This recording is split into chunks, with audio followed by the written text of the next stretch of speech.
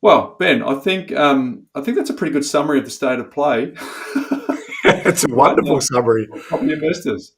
Yeah, it is. And let's quickly just spend a minute. How did we get here? So we've got builders going broke on the back of fixed building price contracts that they would have signed up customers on pre GFC. And then we saw a supply shock, which meant chronic inflation in terms of the input costs of helping build those houses. So effectively, the builders were building houses they were making no money on. They were paying subbies that were charging higher rates, which they couldn't cover.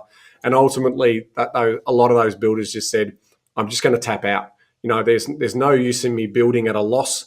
And so, in a lot of cases, if they've also a larger builder and they had borrowings that were floating their business with their overdrafts, those builders went broke or went into liquidation. So that then has a flow-on effect in terms of, okay, the reason why we're not building, yet we have immigration coming in, which basically is putting kindling on the fire. And the reason why we did that is because you've got a government who knows that through higher interest rates, which forces an economy to slow, and they want to have economic credentials. They don't want to be running an economy that's in recession because they want to stay in power. So how do you stimulate the economy? You bring new immigration in, and that means there's greater spending. So you avoid a technical recession, but you have a per capita GDP recession, right? So in terms of the benefit to each capital per every individual in the population, it's actually going backwards. So we are in a recession from a per capita point of view, but we're just not generally. Now, their argument is, and to Michael's point is, we need these tradies to come in to help build the houses. So we're just going through, and this is why it's important to think in decades and years. We're going through a period of 3 to 5 years where there's going to be a really significant undersupply. And with that undersupply, there's going to be pressure on price. There's going to be pressure on construction goods. There's going to be pressure on labour because there's competition for labour. So the RBA is pulling the brakes on, and that's going to cause a little bit higher unemployment, and that's going to slow the economy down and investment down. So all of a sudden, the builders who are still surviving won't be able to quote exorbitant prices. The whole thing will then eventually sort itself out as supply and demand works its way through. But in the interim, then you've got stupid governments who are sometimes at the state level who have also borrowed too much money are then starting to disincentivize the mum and dad investor, to Michael's point, who provides 97% of the private rental accommodation. They're basically, there's nothing in there for them. Now, they're willing and able to deliver tens of billions of dollars of investment, but you're not incentivizing them. What you are saying is, well, we'll incentivize the big end of town, the superannuation funds and the big corporations to do build to rent, and we'll give them the tax concessions. We'll waive their land tax whilst we slug higher land taxes in Victoria, as an example, onto current people because we've got to pay off all this debt that we racked up during COVID. So that is a recipe for short-term disaster. And what I want to what people to understand is, if you start thinking in decades and multiple decades, you know that this too shall pass. But for this time, and once the government then realise, actually, we've made a stupid mistake here, some of that incentive has to come back in. Because if they think that they're going to be able to, the governments are going to be able to find money to build more of this public and social housing, they're kidding themselves. And if they think that big business is going to come in with the level of 40% of cost to build goes in taxes and charges, mate, they're telling us that it's not that easy to make money out of doing build to rent. So, these big businesses are telling government, you need to give us some concessions and waivers. But the mum and dad investor, the private small business rental accommodation provider, we're ready to go. Just reduce the 3% buffer rate from APRA and just give us a level playing field, and we will stimulate construction, which is what we're doing in Western Australia. We're coming into Western Australia and we're doing a lot of buying over there because the conditions are good for investors over in Western Australia at the moment. They're not good in other parts of Australia in the short term. I've got to stress that, in the short term.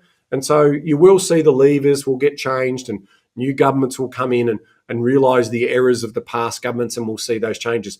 But this has just got to work its way through the system.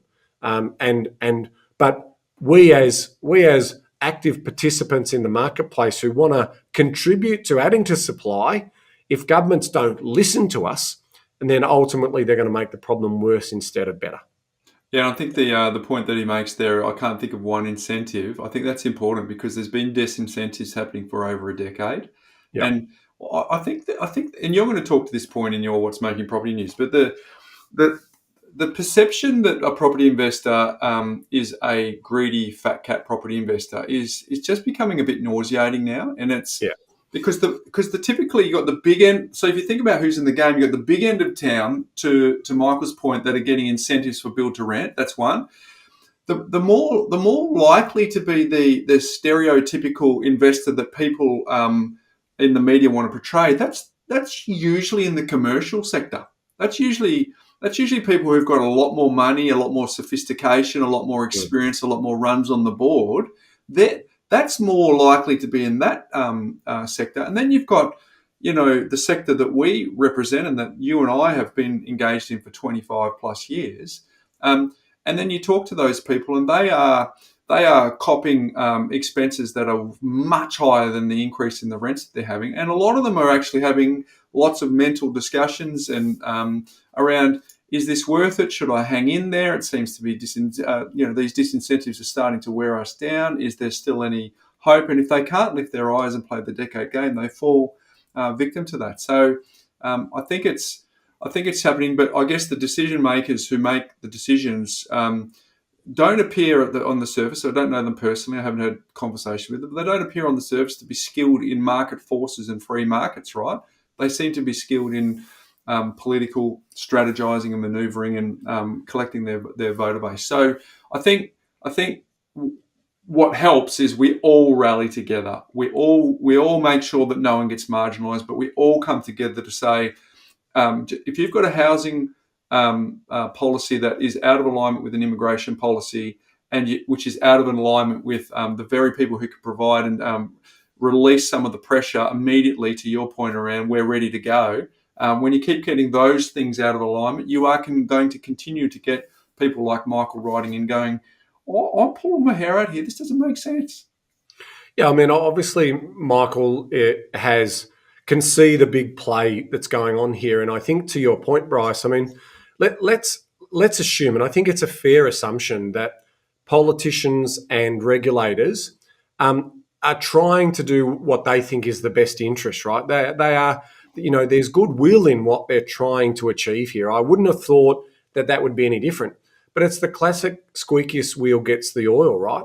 And so if what's happening here is that there's lots of noise going on around rental crisis and how difficult it is for tenants, and so again they're thinking that they're doing the right thing by doing something, and so that's what will happen. It's this short-term noise that will point politicians into short-term solutions rather than long-term strategies. And the free market will ultimately win in terms of how that plays out.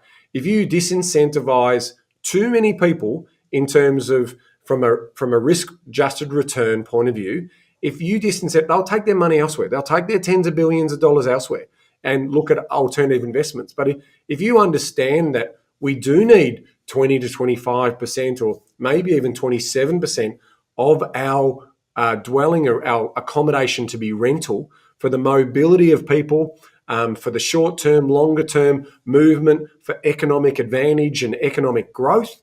If you understand that, then you wouldn't be doing what the politicians of the day. And again, all they see is the emails coming into them, the whinging, the writing, the letters coming in terms of how tough it is out there. And they just want to fix that. They just want to, they basically want a short-term solution for a longer-term problem. And that's what I'm saying. The markets will fix themselves. Necessity is the mother of invention. Just get out of our way. Stop pulling the brakes on us and let us help fix the problem. But if you keep making it harder for us, or if you keep ostracizing us and calling us the problem rather than part of the solution, this is what you're going to get. You're going to get difficult headwinds, and you're going to get a market that's going to be chronically undersupplied for another 5 to 10 years. And Australia doesn't need that. Australia needs the amount of ample rental accommodation available for mobility and for people to have choice. And the market will determine that. But the more regulation, the more interference you bring into the market, the less that will happen. And a good example of that is minimum standards. The changes to the minimum standards in Victoria has meant that there are literally hundreds of properties that would be suitable for lower socio-economic people. Those people who are challenged in finding affordable accommodation, they're off the market, because if you let them out and they're proven to be not up to minimum standards, guess what happens? Basically, you get sued and you get fined. And so no one wants to rent out their property if it's not meeting minimum standards, but they're also not willing to spend potentially the tens of thousands of dollars, because they have to spend the tens of thousands of dollars. And guess what? They have to rack up the rent to justify the investment. So these are the unintended consequences of, again, what you would say are good-willed people who think they're doing the right thing, but ultimately it causes these unintended consequences.